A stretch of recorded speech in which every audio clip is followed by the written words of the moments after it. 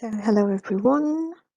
Last time I didn't record the lecture. Unfortunately, um, I forgot to record the lecture itself. So today I'm going to record it. So it's not going to be long as it usually is. So probably half an hour would be enough for me to explain the foregrounding devices. Yep. Okay, so this week we will be looking at the foregrounding and the purpose of foregrounding, as well as we'll just have a look at the devices of foregrounding, their parallelism and repetition, as well as deviation. Right, so you probably know the word foregrounding as the antonym to the word backgrounding. So backgrounding is usually something that we should know, and that in order to understand the context, and that is usually of a secondary importance, yeah, something like that. Whereas foregrounding has a different, it's like an antonym to backgrounding.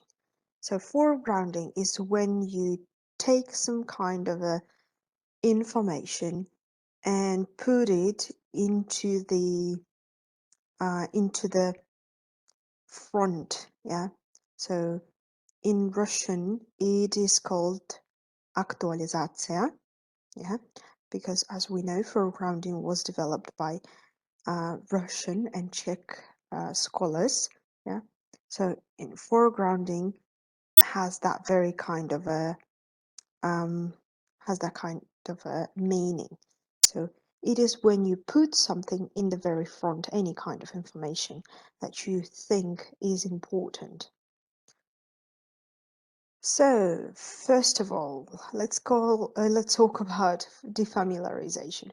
So actually, formalism made a very, very big contribution into the concept of отстранение.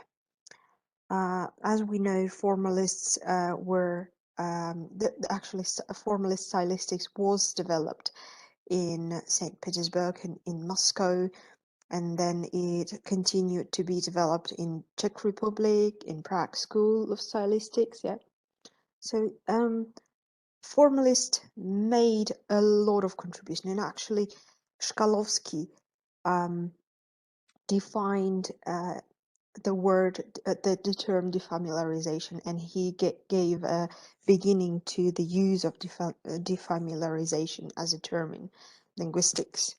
So what actually Shkalovsky meant by that, he meant that as the things become more recognizable or less familiar to us, yeah, and sorry, more familiar to us, more mundane, we no longer want to pay attention to them, and no longer we would like to be attracted to that things. And sometimes some people may stop looking at them at all, stop detecting them at all. It is the thing that becomes quite recognizable and familiar, becomes something normal, something usual to us, and we're not looking at it as something special, something beautiful, maybe. Yeah. That is the example with the clothes. When you buy new clothes, you may probably say, okay, that's a very beautiful dress or trousers or whatever. Yeah. And you, in the very first few months, you are like wearing them with pleasure, you are looking at it. And the more you wear it, the more you get used to that thing, right? And the more mundane and more banal it becomes to you. So this is the same thing. So the more we read some scripts, the more we are interacting with the poems, the more mundane they become to us. So what is foregrounding itself? So foregrounding is the solution to familiarization. And so Shkalovsky said that the more familiar we become with something, the more mundane it becomes to us, right? So he developed the the term of defamiliarization. So in order to make the familiar things more attractive, the more interesting to us, we have to defamiliarize them. And the foregrounding devices are one of the they are helping us, let's say. They're helping us to make something mundane special, beautiful, unusual to us. Yeah. Okay. So foregrounding usually refers to the ways, to the patterns in which certain aspects of a text, any kind of text, whether it is oral or written, can be made to stand out, yeah, or appear prominent through forms of textual patterning. So it's all about the textual patterning. It's all about how the textual patternings are changing and becoming foregrounding devices. And thus, when they become foregrounding devices, they appear prominent. Yeah, they become better. The text itself become more interesting for us to read. The more information is given in Gibbons in Whiteley, on page 15 on the description on the definition of foregrounding. You will find it out there. Okay, so it went out. It came out from the defamiliarization, as we told it. Yeah, Shkalovsky first looked at the defamiliarization. He wanted to develop it, but later on, formalist stylisticians from Czech circle of formalism, Havranek and Mukharovsky, yeah, they're from Prague school, they developed the term of foregrounding. So it happened in 1930s. This is the quite short history of foregrounding. So actually, foregrounding stems from the work of formalists, Czech formalists, Havranek and Mukharovsky. And in Czech, in original Czech language, it is called as aktualizace or actualization or aktualizace in Russian. And it was translated as foregrounding by Garvin in 1964. And I don't know why Garvin came up with that very term. However, it's not actualization but foregrounding for some reason today. Okay, so foregrounding has three types, three main, let's say, devices, foregrounding devices that we are going to talk about. So they are parallelism, repetition, and deviation. So later this week, we will be looking at the rest of the foregrounding devices when we will be doing analysis. Yet these are the three main ones that I would like you to look at and learn about. Yeah. Okay. So parallelism. Yep. Parallelism.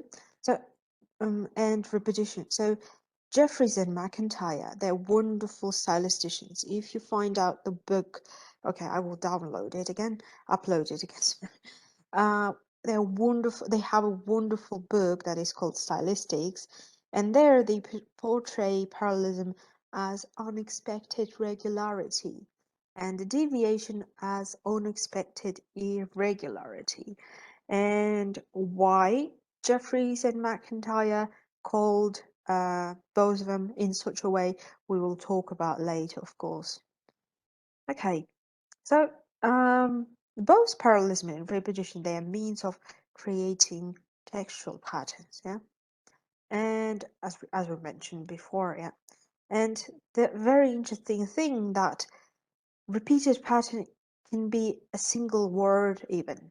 So even when you just repeat the single word over and over again in your text, it can be considered as a repetition. So let's have a look at the example of a repetition. So it's from the short story about Shayla Haiti that is called The Cherry Tree. So it begins like that. That winter, all the plums froze, all the peaches froze, and all the cherries froze, and everything froze, but there were no fruits in the spring. So as you can see here, all the plums froze, all the peaches froze, all the cherries froze, and everything froze, so there were no fruits in the spring. The word froze is being repeated in here one, two, three, four times at least in that very sentence. As you may see, um, Shayla would like to emphasize that the winter this year was widespread and that very cold that everything got frozen, everything froze, even the plums, even the peaches, even the cherries, and all the fruits that was growing, all the fruits that were growing, probably in the garden, yeah, in the in that very short story, they were all frozen. It means that the winter was so hard that it froze everything, even the peaches, even the plums.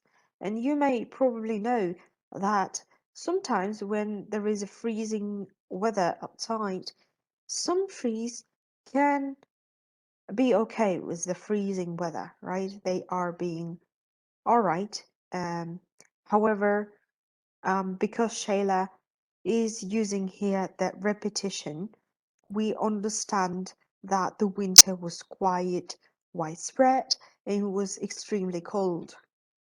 Yeah, but she would like to highlight and foreground that very information through the foregrounding devices, as you may see.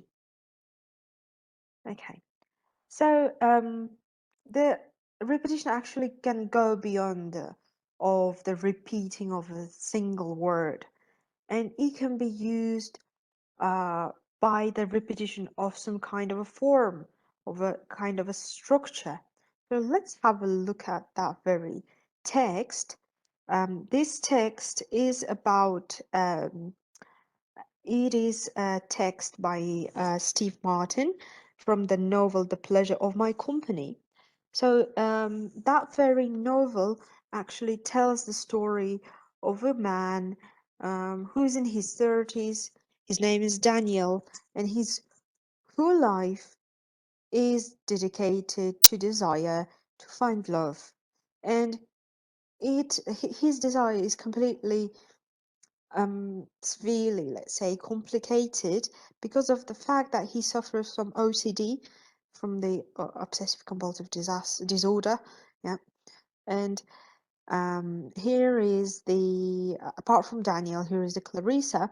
She is the psychologist. She's a student of psychology student, and she has become one of the several women who found themselves the source of Daniel's affections. So she's becoming the affection of Daniel, sorry.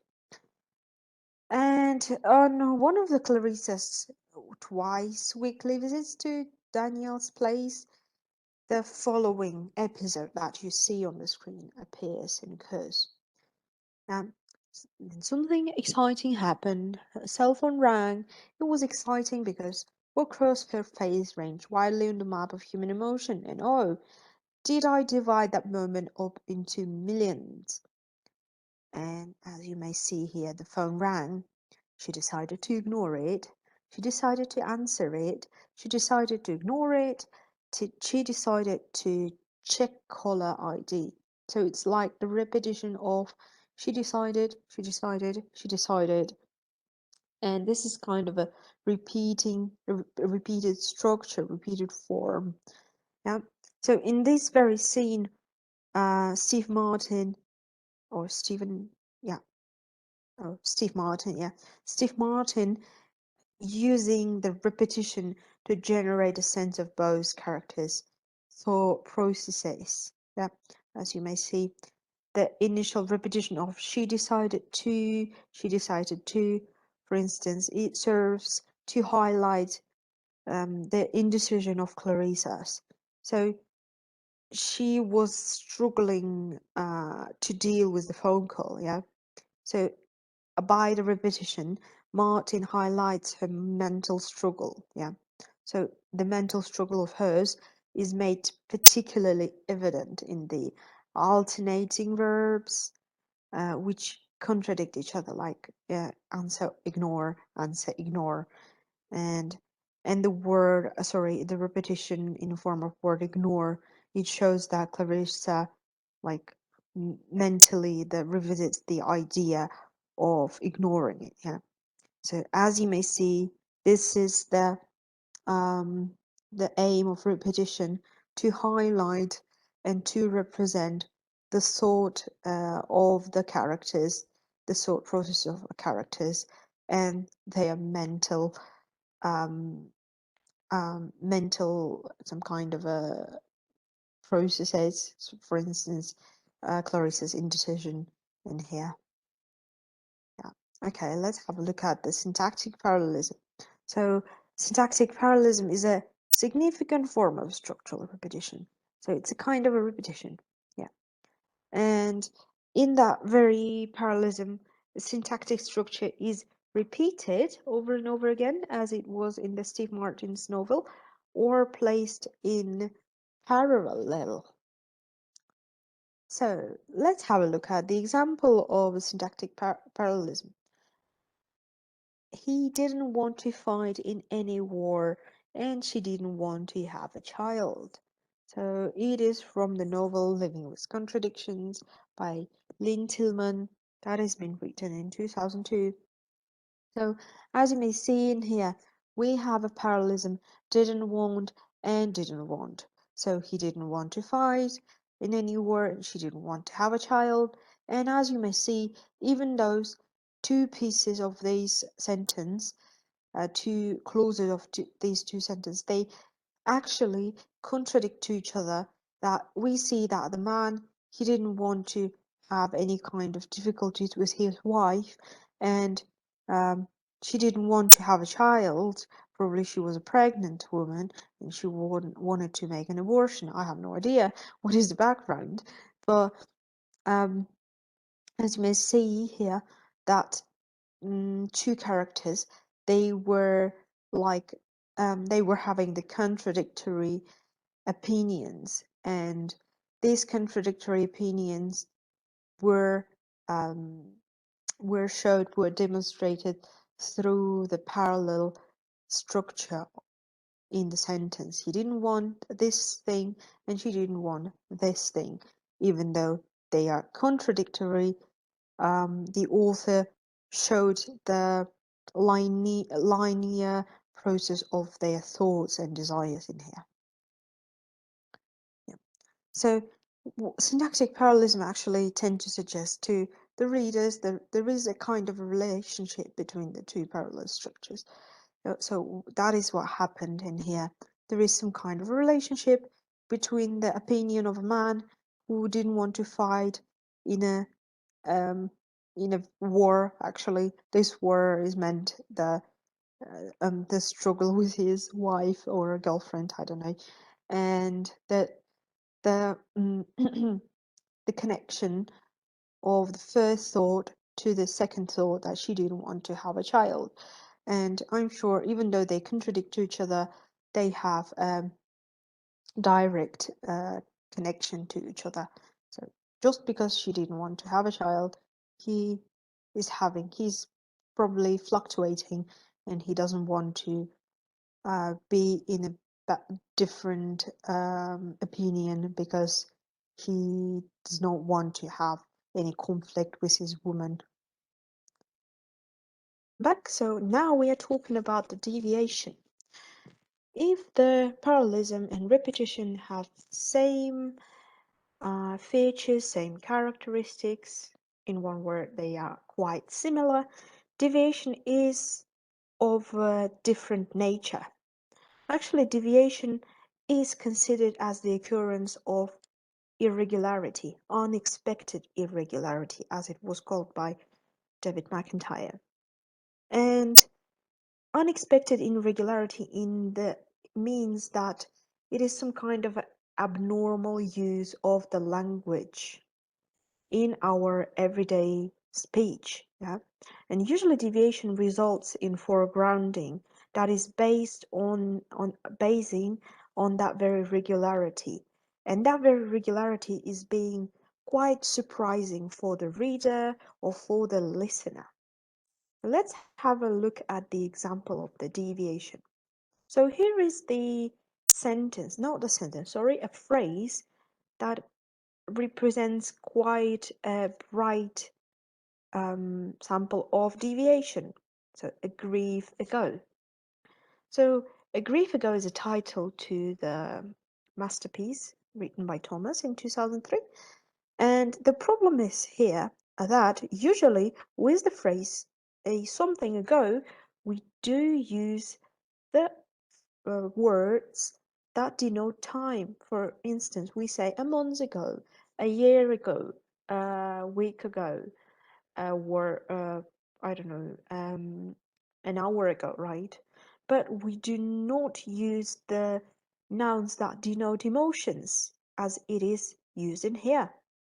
So a grief ago. Grief here itself is a denoting emotion, not the time. So by that unexpected use of different noun category, let's say, yeah, noun representative, the author made a deviation here. So he wanted to show you that that very grief was long ago, and there were other griefs, let's say, that followed this one. Yeah, so this is a quite a nice way to focus on, to make you focus on the text, as you see. So well, deviation can be classified to external and internal deviation. So what is external deviation? Usually external deviation is about the violation of the primary norms in terms of the everyday usage of the language, everyday rules of the language, let's say. So usually external deviation occurs when a language user violates the norm that are common to the all of the language users, to all of the society that's speaking the language. So it's not about the norms that you yourself following, guys, but it is about the norms that is being followed by the whole group of people that are living in the society. So it's not about your own rules and norms, but the common rules and norms that we should follow in order to be successful at speaking and writing and whatever talent you are using, and with whatever skills you are using there. Okay, what about internal? So internal deviation is about the violation of secondary norms. So external is about the primary norms, here about the secondary norms. So it occurs when a writer or the speaker or any kind of a language users violates the norm that he or she established in his or her text. Yeah. So it is usually about the authors that are writing down their texts, and they probably establish their own norms in their text, and then they may violate those secondary norms. Let's look at that very interesting example. So this example is taken from the book by Cummings that was published into 1964. So, as you may see, this one, this very line, is the excerpt from the poem. This is the last line of the poem. And as you can see here, the word spring, that is being the closing word, the closing phrase, is written in capital letter, whereas the opening word, sing, is written in the lowercase for some reason. So as we know, in the poems, the first word in the line usually starts with the uppercase with the capital letter. But here, for some reason, the author used the deviation. He deviated the norms of writing the poems. So we can say that it is the external deviation. Sing is starting with the small small letter, whereas the last word that shouldn't be or is not recommended to be written in the uppercase is written in the uppercase for some reason. So, as I understood, the author wanted you and me and us, yeah, as readers, to focus on that very word, spring. So, as a conclusion, I would like to say that we have different types of foregrounding, and of course, we will be talking about them later during our sessions, during our lectures and seminar sessions.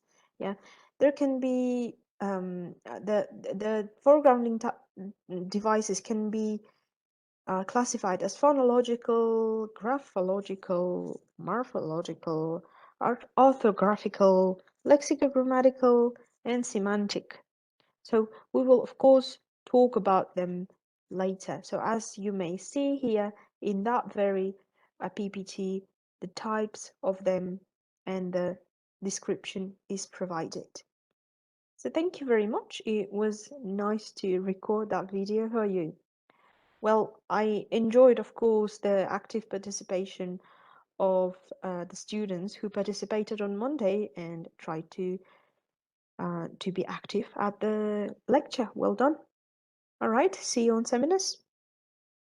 And by the way, if you want to get some more information, extra information, here are the 3 wonderful books that I used. So they are wonderful, especially the work by Gibbons and Jeffries and McIntyre. They are giving you some kind of they're introducing you to the foregrounding devices. And actually, the work by Gibbons was used as the primer, as the initial reference for the development of our syllabus for the unit of lexicology.